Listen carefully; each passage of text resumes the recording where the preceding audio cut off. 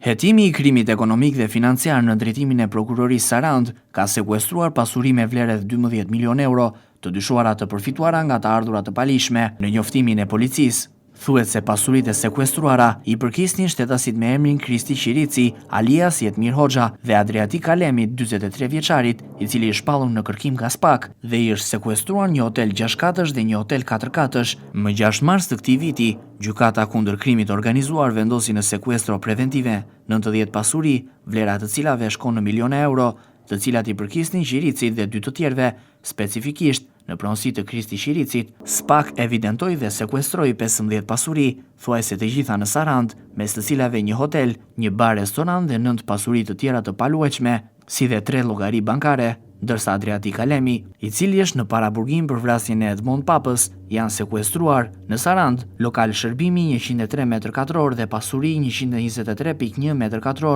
në Tiranë apartament 78.4 m2, parcel ndërtimi 60 m2, dyqan 103 m2 dhe një ar 800 m2, ndërsa në Radhim pasuri 36 m2, 485 m2, si dhe pasuri 619 m2, në Memaliej në Tepelen pasuri 386 m2, truall 650 m2, si dhe një pasuri tjetër, ndërsa pasuri të luajtshme, një mjet lundrues, 4 automjete, si dhe 12 llogari bankare. Lidhur me këtë rast, gjykata e shkallës së parë të jurisdiksionit të përgjithshëm Sarand, me vendimin e datës 31 korrik 2025, ka vendosur sekuestro preventive mbi pasuritë e këtij shtetasi. Konkretisht, më 4 tetor të vitit 2024, gjykata e apelit Tiranë lë në fushim masën e sigurisë arrest në burg. Për Adriatik Alemin, i akuzuar për anëmbajtje pa leje, si dhe strehimin e përkrajen e të kërkuarit, Andrea Bode, i arrestuar bashkë me të në 28 gusht. Ky i fundit nën akuzën për ekzekutimin e biznesmenit Edmond Papa 2 vite më parë.